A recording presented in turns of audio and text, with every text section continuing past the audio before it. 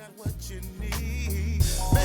an open heart and listen to my love. Would you come with an open heart and listen to my love?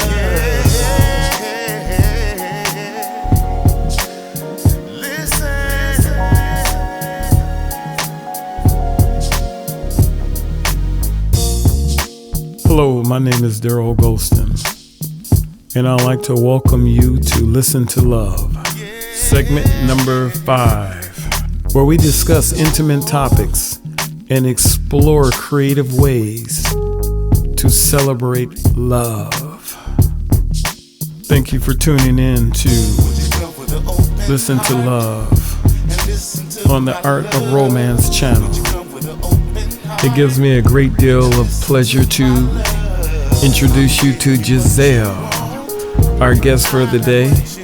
And Gisele is going to talk a little bit about music, the romantic side, setting the mood, the inspiration behind the music, and the words and the lyrics that captivate the mind. So sit back and relax. But before that, we're going to hear a song by Michael Hanna, Love Vows.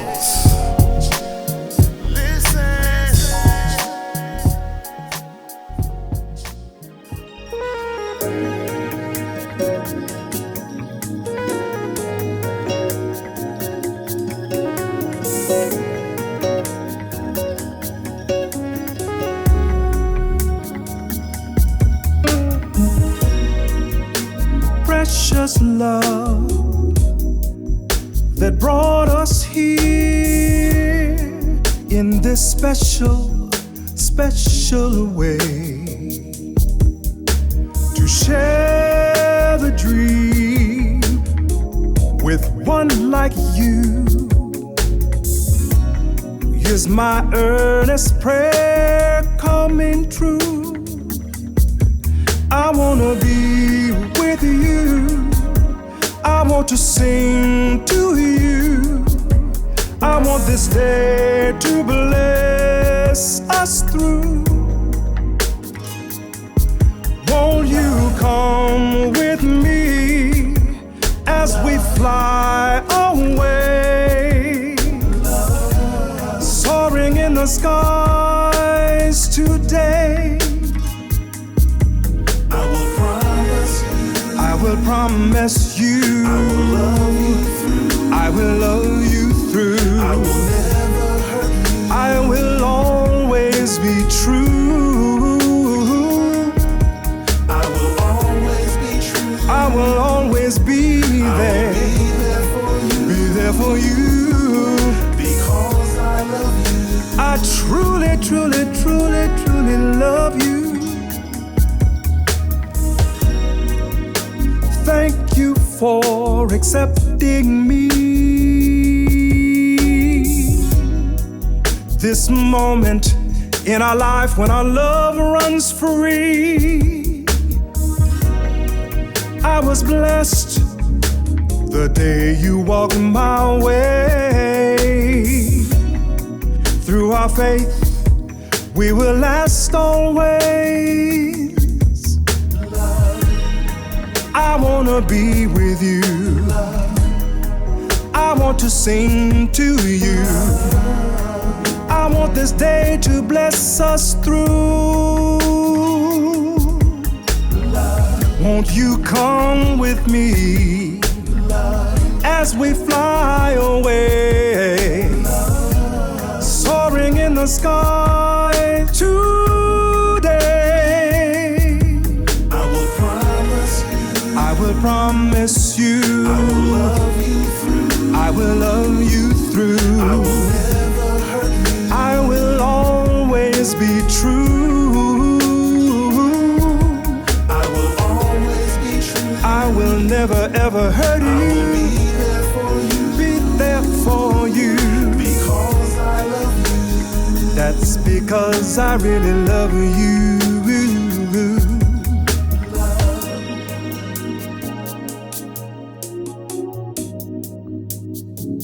I will always love you.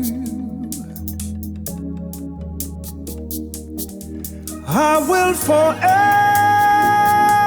ever, ever, ever, ever, ever, ever, ever, ever love you. I'll always be true. I will promise. And I will always be there. I will love you through. I will never hurt you. I will always be true. I will always be. I will be there for you. Be there for you. Because I love you. That's because I love you. I will promise you. I will promise you. I will love you through. I will always love you. I will never hurt you. I never wanna ever think about hurting you. Hello, my name is Darold Gholston, and welcome to Listen to Love. Today's guest is Gisele Caver from the Key of G Consultants.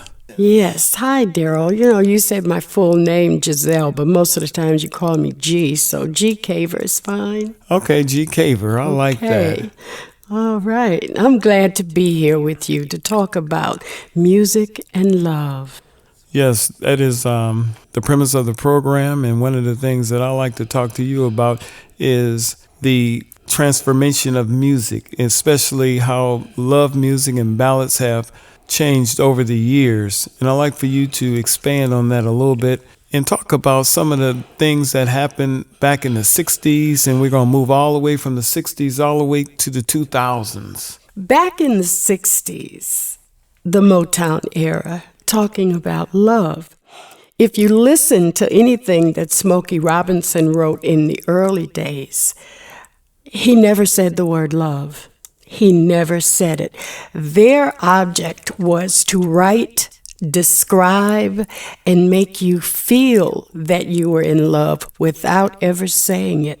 Now, one of the songs that he did that never really got a lot of airplay, and it was called When the Words of My Heart Get Caught Up in My Throat.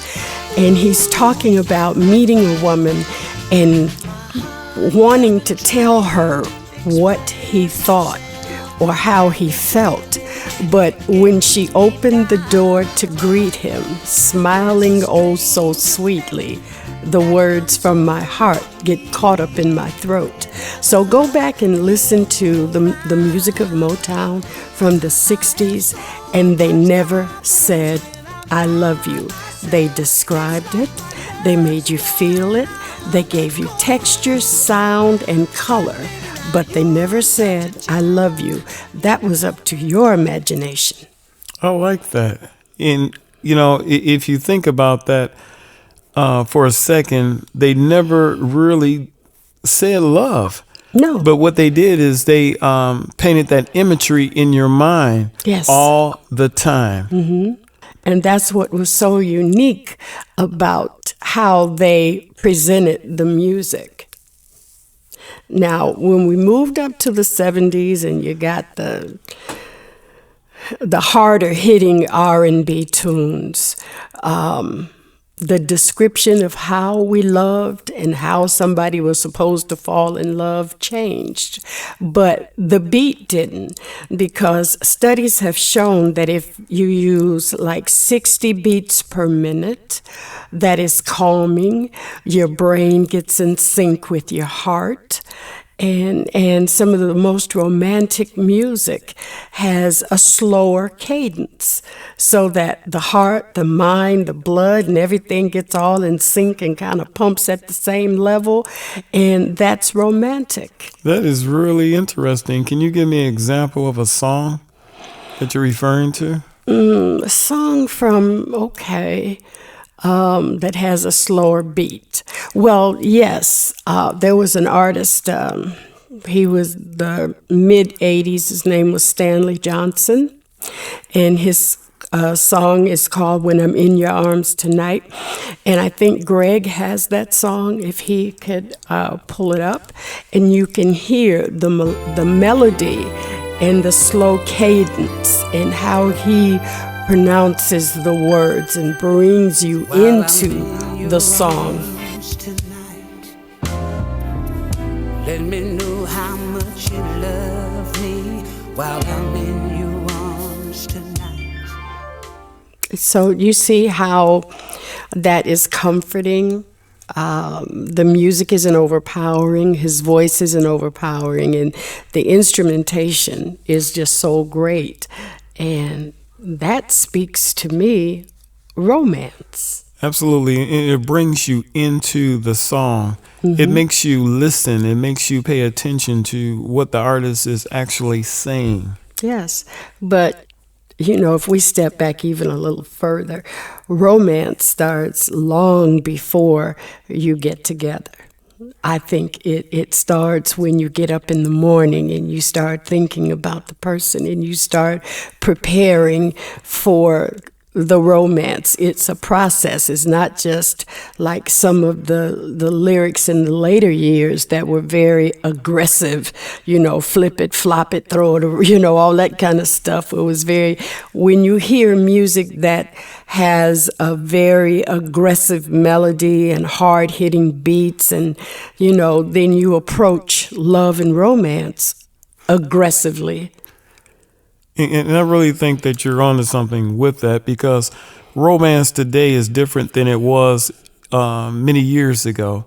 And romance used to start, like you stated, in the morning, or used to start throughout the day. Throughout the day. It was a tender phone call, or it was a love letter that may be given to someone, or it was just an expression of the feeling of romance or a feeling of the nurturing of a relationship. And people took their time because it was important to us at that time in our life. But now everything is kind of fast paced, and we live in a society where everything is a now society. Everything is kind of instant gratification. And one of the things that I want to see is let's get back to that romance era of love and caring for one another. Well, how do we do that? Well, I think you're onto something with the music. And as we move forward in this interview, maybe you can enlighten us about some more songs from yesterday that can really touch on that romance element. Mm-hmm. Well, I think even with the movies, because we're so visual, that people take their cues in life from what someone else wrote as far as in a movie. Kids think, this is how I'm supposed to act because my favorite actor or actress did this or said somebody else's words on film, and it really doesn't work that way. Several years ago, there was a movie called Somewhere in Time that was written about a romance that was sparked by being up in Mackinac at the Grand Hotel. And there's a song that they attribute to Somewhere in Time, but actually it's a theme on the variation of Paganini. And it was by Rachmaninoff, but everybody contributes that to the movie Somewhere in Time. And I did bring a small clip of that so you can hear how romantic that song is. And this song played all the way through the movie. Wow.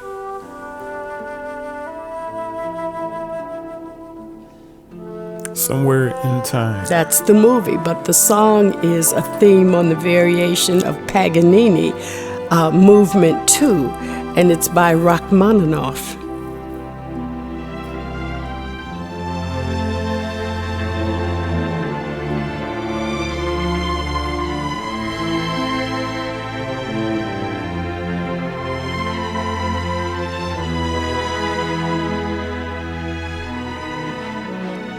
So when I hear that, that always brings to mind great love and great respect and romance. long before you get to a sexual act, a physical act, it puts the brain, it makes the dopamines in the brain, and the sexual hormones come alive. Just to think that you're floating on these very, very harmonic violins and the oboes and cellos and things in the background. And those violins. Yes, yes, yes. So when you hear that music again, instead of thinking somewhere in time, it's a theme on the variation of Paganini Movement 2. Wow, that's great. As we move forward to the 80s, the music has took a turn. Can you explain in your own words, what do you think the turn it took from the 60s? Well, the turn that it took is they stopped using real musicians, and things started going to being synthesized and not using musicians. I'm all for supporting the independent musician. And some young folks get angry with me when I tell them that you are not a musician, you are a computer operator, because you can sit down and program music and not use the musicians. You need to learn where the music came from, how to play it, and how to understand it before, and that's what was happening in the 80s with, you had your funk, then you had your disco and things like that. And I really had kind of turned off, and I was really just into jazz then. But the message went away from it being about the individual. It went away from being romantic, about caring about what was happening between the man and the woman. It stopped being there. And that's when you get away from the romance, you get away from community, and I think the music just went through a different feeling. Well, music has changed dramatically over the years, and then the hip hop era came into play, and music took a different approach, and then the pop era got real strong. But now we're into the 90s and the 2000s. Mm-hmm. And if you look at music with artists like Usher, John Legend, and I really think sometimes John Legend is trying to get back to that romantic vibe in some of his songs. And get back to being adult, because he talks about adult things in his music, which is respectful. Where some of the other artists talked about, multiple relationships, not respecting women, that it was no longer making love, just sex. And that's when we kind of got away from the individuality of what romance is. It's not a team sport. Not at all. It's where you have to look at what's important about that person that makes you you. And we stop saying those things, we stop feeling those things in music. Now, it doesn't matter if you understand what the person is saying, if you listen to the context of their voice as opposed to the music. There's a young lady out of Africa. Her name is Lyra, and she has a song called Fakade, and that is Swahili. It translates into eternity. And she talks about, you are mine for eternity, that our spirits meet. Now, you may not understand what she's saying, but you can feel it.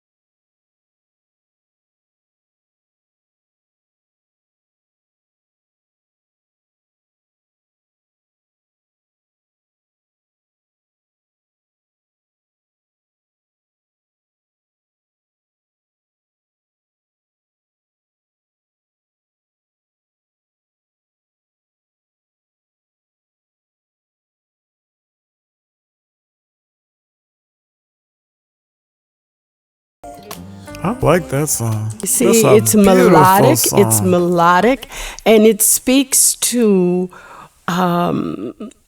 what your spirit can feel about what she's saying, and how you can interpret the music without even knowing what she says. Do you have anything else by her? I didn't bring anything else with me, but she has some wonderful, wonderful songs. She's on YouTube as well. It's just when I listen for music to use on my podcast, I listen for different things, for independent artists, for people that need a voice, for people that speak to the things that are important to me, and romance, and the individual understanding of what someone else needs and what I can contribute to them. Romance doesn't always have to be about a man and a woman intimately. It could be about how you react to the people in your life. And if you respect the people in your life, respect what they do, and respect their boundaries, that is a kind of love that is celebrated in the music that I listen to and the music that I play. That was a beautiful statement that you just made. And I would really like to thank you for coming to listen to Love. And before you leave, I would like for you to leave some parting words with the studio audience about love. Well, you should get up every day with the feeling of love in your heart, with feeling and understanding when you give that away, you get more of it back. That is something that you shouldn't just keep inside. When you walk out of the door, if you smile at people that you don't even know, you don't know if they're having a bad day or a good day, but you're giving them a part of you. There's a song always in my heart. I hum all the time, can't sing, know every word to every song, but it just don't come out my mouth musically, but I can sing in my brain, but I would say take time to listen to the lyrics and the music and make a correlation and try to understand sometime what the writer was trying to tell you. And that will change your life, I think, if you look at life as a song worth singing. That was absolutely beautiful, and I'd like to thank you, Lady G, for coming on the Listen to Love program. Thank you for having me. And also, love is something that you can give away without looking for something in return. And then that's something that you can call love. You can give it away. Yes. You're listening to Love on the Art of Romance channel. Whether you're looking to spice things up or indulge in a bit of self-care, let Art of Romance fulfill all your romantic needs, from sensual adult games to massage oils, candles, chocolate treats, and much, much more. Do you desire a little romance in your life? Visit us at artofromancellc.com. artofromancellc.com.